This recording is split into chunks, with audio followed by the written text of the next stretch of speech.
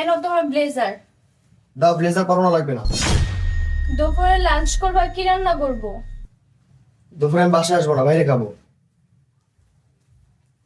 কি ব্যাপার, যে মানুষ প্রতিদিন আমার সাথে লাঞ্চ করে আর সেই মানুষ আজকে বাইরে লাঞ্চ করবো, কারণ কি? কি করতেছো তুমি? কি আর করবো, বসে আছি আর তোমার জন্য ওয়েট করতেছি। আমি সেই সকালে আসছি। এখন কয়টা বাজে তুমি আসলা? সরি, আমার ঘুম থেকে উঠতে একটু লেট হয়ে গেছে। ঘুম থেকে উঠতে লেট হয়ে গেছে? তুমি জানো তোমার আমি অফিসে চাকরি কেন দিছি?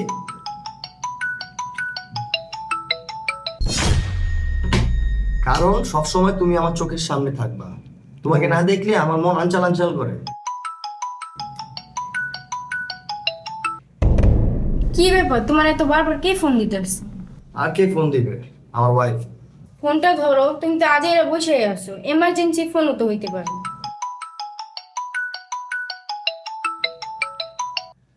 হ্যালো। কতক্ষণ ধরে কল দিতেছি, কল ধরো না কেন?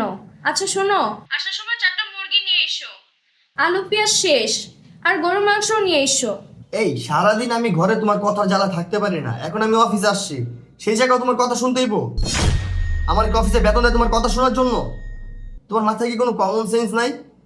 আমি কয়বার ফোন কাটছি, তুমি বারবার ফোন দিতেছো। আরে এত সুপার শপ আছে, ওইখানে যে বাজারটা করে নাও। এটার জন্য আমাকে ফোন দিতে হয়? রাখো ফোন।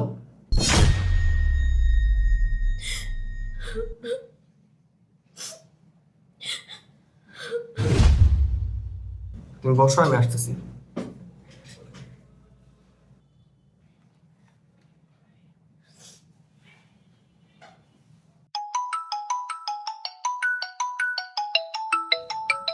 ও, পারভেজের বউ ফোন দিছে, আচ্ছা মজা বুঝাইতেছি।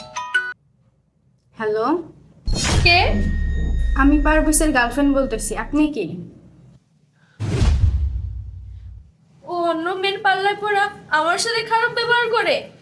ও যদি আমার থেকে অন্য মেয়ের কাছে সুখ পায়, ভালো থাকে, তাহলে আমি ওর জীবন থেকে সরে যাব।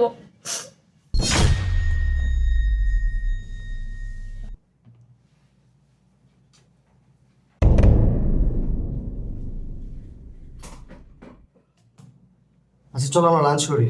আচ্ছা ঠিক আছে, চলো।